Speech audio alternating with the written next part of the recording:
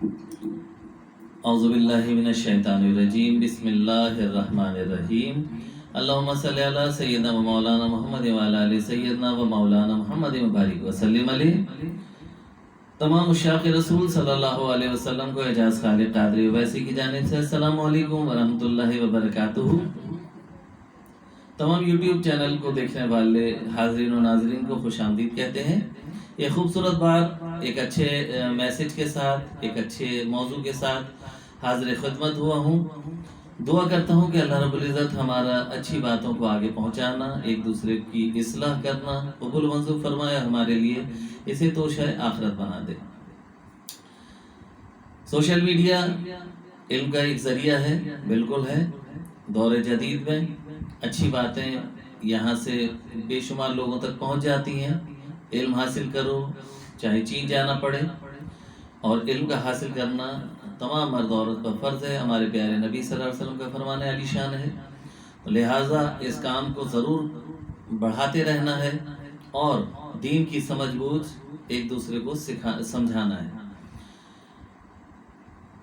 ایک پوسٹ حاصل ہوئی مجھے اور مجھے اچھی لگی، تو میں نے سوچا اپنے لب و لہجے میں، اپنے انداز میں آپ تک بھی پہنچاؤں۔ بہت پیاری بات ہے کہ بقی الغرقد یا جنت البقی، یعنی جنت البقی کو بقی الغرقد بھی کہتے ہیں۔ بقی بروزن امیر ایسے کھلے میدان کو کہتے ہیں جس میں مختلف قسم کے خضرو گھاس پودے اور درخت ہوں۔ مدینہ منورہ کے قرب جوار میں بہت سی جگہیں بقی کہلاتی تھیں، مثلا بقی الغرقد، جہاں اوسج کا ایک بڑا درخت تھا اسے غرقد کہا جاتا تھا، اور اسی نسبت سے اس جگہ کو بقی الغرقد بھی کہا جاتا ہے۔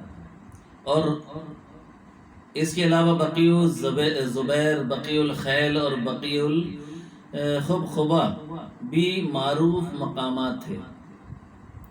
بقی الغرقد عہد رسالت میں مدینہ منورہ کی شہری آبادی از حد محدود اور مختصر تھی۔ مسجد نبوی اور حجرات النبوی صلی اللہ علیہ وسلم سے مشرقی جانب کچھ مکانات تھے، اور ان سے ذرا ہٹ کر ایک میدان تھا جسے بقی الغرقد کہا جاتا تھا۔ عنوان النجابہ فی معرفت من مات بالمدینہ من الصحابہ کے صفحات نمبر 135 پر اسی کو بقی الخبخبہ بھی لکھا گیا ہے۔ مسجد نبوی کی متعدد توسیعات کے بعد اب مسجد نبوی کا مشرقی صحن بقی تک پھیل چکا ہے۔ بقی الحدمات، یعنی یہ بھی مدینہ منورہ کے نواح میں ایک جگہ اس کا بھی نام آتا ہے، اس کا بھی احادیث مبارکہ میں تکرار کے ساتھ ذکر آیا ہے۔ بعض اوقات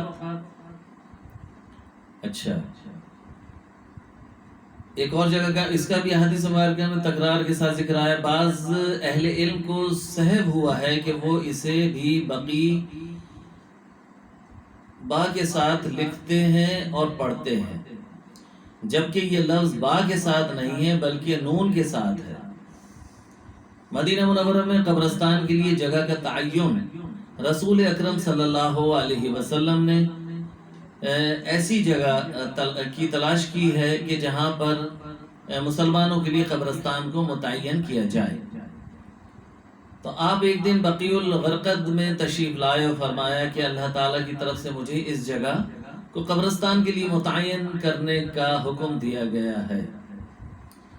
اولین مدفون بقی کے قبرستان میں سب سے پہلے مدفون ہونے والے شخص کے بارے میں اہل سیر و مورخین کے دو قول ہیں۔ ایک قول کے مطابق اسد بن زرہ بن عدس بن عبید بن صالبہ بن غنم بن مالک بن نجار ابو امامۃ انصاری خزرجی بخاری، ان دونوں دوسرے قول کے مطابق ابو صائب عثمان بن بزعون بن حبیب بن وہب بن حذافہ بن جماعتی سب سے پہلے اس قبرستان میں دفن ہوئے۔ ان دونوں اقوال میں یوں تطبیق دی جا سکتی ہے کہ انصار میں سب سے پہلے سیدنا اسد بن زرہ اور مہاجرین میں سب سے پہلے سیدنا عثمان بن مظعون سب سے پہلے اس قبرستان میں مدفون ہوئے. یعنی ایک صحابی رسول مہاجرین میں سے اور ایک صحابی رسول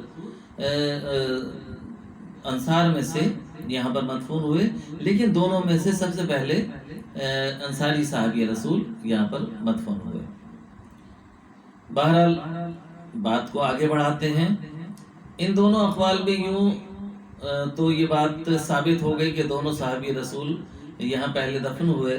ہجرت مدینہ سے 9 ماہ بعد اور ابو صاحب سیدنا عثمان بن مظعون کی وفات ہجرت سے 2.5 سال کے بعد ہوئی. ماہ شعبان میں بعد از غزوہ بدر ہوئی تھی. اس طرح سیدنا ابو امامہ اسد بن زرع علی الاطلاق سب سے پہلے اور قبرستان میں دفن ہوئے واللہ عالم بالصواب.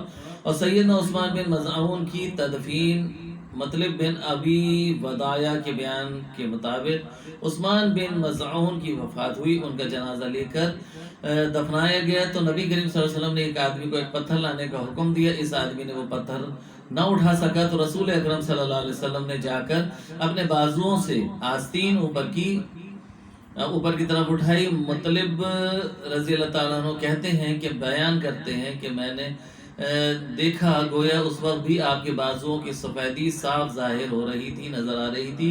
میں اپنی آنکھوں سے دیکھ رہا ہوں. آپ پتھر اٹھا کر لائے اور ان کی قبر کے سرہانے کی طرف رکھ دیا اور فرمایا کہ میں اس پتھر کے ذریعے اپنے اس بھائی کی قبر پر نشانی رکھ رہا ہوں اور میرے اہل خاندان میں سے جو کوئی وفات پائے گا میں اسے اس کے قریب دفن کروں گا. اچھا، اس بات سے یہ بھی ثابت ہوتا ہے کہ نبی کریم صلی اللہ علیہ وسلم نے ایک پتھر لا کے وہاں پر نشانی کے طور پہ لگا دیا تاکہ یہ نشاندہی رہے کہ یہ فلاں کی قبر ہے. یعنی اگر ہم کوئی ایسی نشانی لگا دیں یا نام لگا دیں یا وہاں پر کوئی ایسی چیز رکھ دیں تو جس سے اس بات کی نشاندہی ہو کہ یہاں پر کون ہے اور کون مدفن ہے، تو یہ جائز طریقہ ہے. بہت سارے لوگ اس کو تنقید کا نشانہ بناتے ہیں. بہرحال احتیاط ضرور ملحوظ خاطر رکھنی چاہیے اور ایسی بات نہیں کہنا چاہیے کہ جیسی کوئی اصل نہ ہو. بہرحال یاد رہے سیدنا عثمان بن مظعون رسول اللہ صلی اللہ علیہ وسلم کے رضائی بھائی بھی تھے. سیدنا عثمان بن عفان کی تدفین خلیفہ راشد سیدنا عثمان بن عفان کی قبر اس وقت بقیع میں ہی ہے.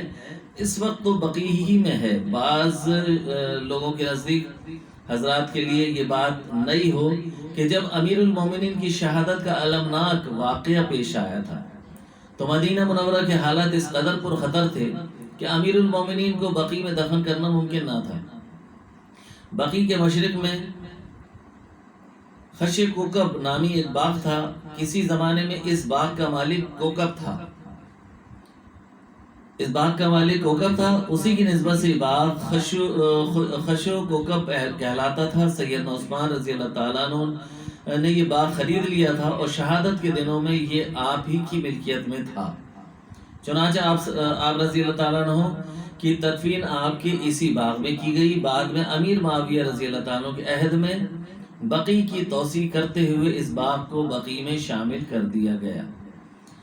جب اس باغ کو بقیع میں شامل کر دیا گیا تو لامحالہ بقیع شریف میں شامل ہو گیا. تو حضرت عثمان بن عفان رضی اللہ تعالیٰ عنہ کی قبر انور بھی بقیع شریف میں ہی موجود ہے.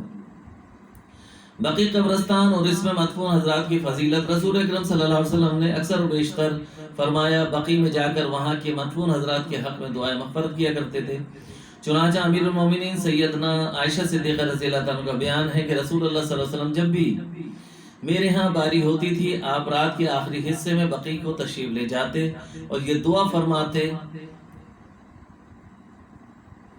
السلام علیکم دار القوم مؤمنین و آتاکم ما توعدون غدا مؤجلون و انا انشاءاللہ بکم لاحقون اللہم اغفر اہل بقیع الغرقد. اس گھر یعنی قبرستان کے مومنوں تم پر سلام ہو. جس موت کا تم سے وعدہ کیا گیا تھا وہ پورا ہو چکا. تمہیں تمہارے اعمال کی جزا کل ملنے والی ہے اور اللہ نے چاہا تو ہم بھی عنقریب تم سے ملنے والے ہیں. یا اللہ اہل بقیع کی مغفرت فرما. یا اللہ اہل بقیع کی مغفرت فرما. یہ رسول اللہ صلی اللہ علیہ وسلم دعا فرمایا کرتے تھے۔ سیدنا عبداللہ بن عمر کا بیان ہے کہ رسول اللہ صلی اللہ علیہ وسلم نے فرمایا تم میں سے جس آدمی کے لیے ممکن ہو وہ مدینہ منورہ میں مرنے کی کوشش کرے، کیونکہ جس کی وفات مدینہ منورہ میں ہوگی میں اس کے حق میں قیامت کے دن شفاعت کروں گا، سفارش کروں گا۔ عبداللہ بن عمر رضی اللہ عنہ فرماتے ہیں رسول اللہ صلی اللہ علیہ وسلم نے فرمایا قیامت برپا ہونے کے بعد جب مردوں کو زندہ کیا جائے گا تو سب سے پہلے میں اپنی قبر سے باہر آؤں گا، اس کے بعد ابو بکر اور ان کے بعد عمر، بعد ازاں میں بقی والوں کی طرف جاؤں گا اور میرے پاس جمع ہو جائیں گے وہ تمام جو بقی شریف میں مدفن ہیں، اور اس کے بعد میں مکہ والوں کا انتظار کروں گا، یعنی جنت المعلا میں جو لوگ مدفن ہے ان کا انتظار کروں گا اور میں حرمین کے درمیان سے اٹھایا جاؤں گا۔ ام قیس بنت محسن رضی اللہ تعالیٰ عنہ سے روایت ہے کہ رسول اللہ صلی اللہ علیہ وسلم نے ان سے فرمایا کیا تم اس قبرستان بقی کو دیکھ رہی ہو؟ قیامت کے دن اس میں سے 70,000 افراد ایسے اٹھیں گے 70,000 افراد ایسے اٹھیں گے جن کے چہرے 14ویں رات کے چاند کی مانند روشن ہوں گے، اور وہ سب بغیر حساب و کتاب کے جنت میں داخل ہوں گے۔ امیر المومنین سیدنا عمر بن خطاب کی خواہش تھی کہ اللہ تعالیٰ انہیں شہادت کی موت اور مدینہ منور میں موت عطا کرے۔ آپ یوں دعا کرتے تھے اللہم ارزقنی شہادتا فی سبیلک وجعل موتی فی بلدی رسول اللہ رسولک، یا اللہ مجھے اپنی راہ میں شہادت عطا فرمانا اور مجھے تیرے رسول صلی اللہ علیہ وسلم کے شہر مدینہ منورہ میں موت نصیب ہو۔ چنانچہ اللہ رب العزت نے آپ کی دعا کو شرف قبولیت عطا فرمایا اور آپ کو شہادت کی موت مدینہ طیبہ میں آئی اور رسول اکرم صلی اللہ علیہ وسلم کے جوار میں مدفن ملا رضی اللہ تعالیٰ عنہ ارزاہ آمین۔ مدفون حضرات اس قبرستان میں رسول اللہ صلی اللہ علیہ وسلم کے ازواج، اولاد اور دیگر اقربا کے علاوہ 10,000 کے قریب صحابہ کرام، ان کے بعد لا تعداد تابعین، تبع تابعین، ائمہ دین، مفسرین، محدثین، اہل علم، خواص و عوام مدفن ہیں۔ ان کی صحیح تعداد اللہ ہی بہتر جانتا ہے۔ ان میں سے معروف شخصیات کی قبریں اور ان کی جگہیں معروف ہیں، اہل مدینہ ان سے واقف ہیں۔ اسی طرح سے جنت البقیع کی اصطلاح کتب حدیث میں مدینہ منورہ کی تاریخ میں لکھی گئی تمام مستند و معتبر کتابوں میں اس قبرستان کو بقیع الغرقد لکھا گیا ہے۔ بر صغیر کے اہل علم اور یہاں پر تاریخ مدینہ منورہ یا حج وغیرہ کی کتابوں میں اس قبرستان کا ذکر کرتے ہوئے اسے جنت البقیع لکھتے ہیں۔ واللہ حوالہ جات میں مختلف حدیثوں کی کتابیں حوالے کے طور پہ دی گئی ہیں۔ مستدرک حاکم، سنن ابو داؤد، صحیح مسلم، سنن ترمذی، مسند ابو داؤد، ان تمام چیزوں میں، ان تمام حدیث کی کتب میں آقا علیہ الصلوۃ والسلام کے حوالے سے اس بقیع شریف کا نام بقیع الغرقد، جنت البقیع دونوں طرح سے آیا ہے۔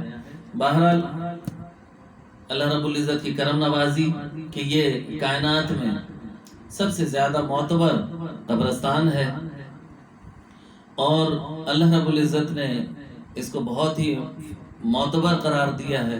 نبی کریم صلی اللہ علیہ وسلم عموماً یہاں پر تشریف لے جاتے تھے، دعا فرماتے تھے، اور آپ کی حدیث کے مطابق کہ جو چاہے وہ یہاں پر انتقال کرے اور یہیں پر مدفن حاصل کرے۔ یقیناً تمام ہی عشاق رسول صلی اللہ علیہ وسلم کی یہ خواہش ہوتی ہے اور ان کی دعا ہوتی ہے کہ اللہ رب العزت اپنے محبوب آقا علیہ الصلوۃ والسلام کے دیدار سے مشرف فرمائے اور آپ کے قدموں میں ہمیں مرنا نصیب فرمائے، آمین بجاہ النبی الامین، اور ہمیں یہاں سے فیوز و برکات حاصل کرنے والا بنائے۔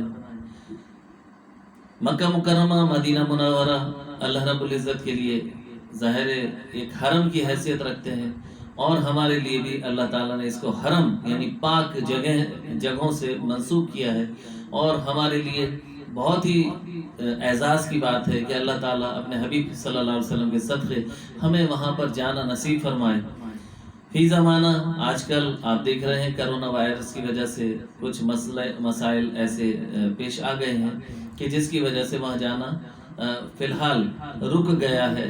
تو ظاہر ہے میں اس کو بھی یہی کہوں گا کہ وہاں جانا ایسے ہی نہیں رک جایا کرتا. یقیناً ہم سے کوئی کوتاہی، کوئی غلطی، کوئی ایسی بات ہوئی ہے جس سے اللہ نے اپنی ناراضگی کا اظہار کیا ہے.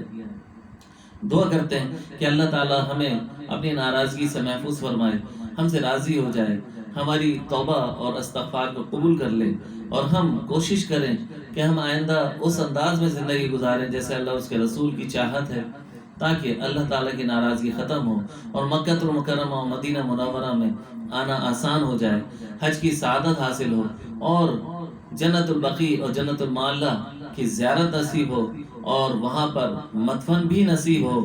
اللہ رب العزت سے کچھ بعید نہیں ہے کہ یقیناً اگر ہم اس سے دعا کریں، اس سے چاہیں، تو یقیناً ہمیں مایوس نہیں کرے گا. دعا کرتا ہوں کہ اللہ رب العزت ہم سب کو دین پر صحیح معنوں میں چلنے، اس پر عمل کرنے کی توفیق عطا فرمائے، اور اچھی باتوں کو آگے پہنچانے کی ہمیں توفیق عطا فرمائے، اور دین کی صحیح سمجھ عطا فرمائے. وآخر دعوانا ان الحمدللہ رب العالمین. السلام علیکم ورحمۃ اللہ وبرکاتہ. میں نے اپنے حصے کا کام کیا، آپ اپنے حصے کا کام کیجیے گا، آگے تک اسے پہنچائیے گا، تاکہ اور لوگوں کی بھی نالج بڑھے اور یہ پیغام بڑھے، اور ان تک بھی یہ اچھا پیغام پہنچے، تاکہ ہمیں بھی اللہ رب العزت سمجھ بوجھ عطا فرمائے. آمین بجاہ نبی الامین. اللہم صلی علی سیدنا و مولانا محمد و علی آل سیدنا و مولانا محمد و بارک وسلم علیہ.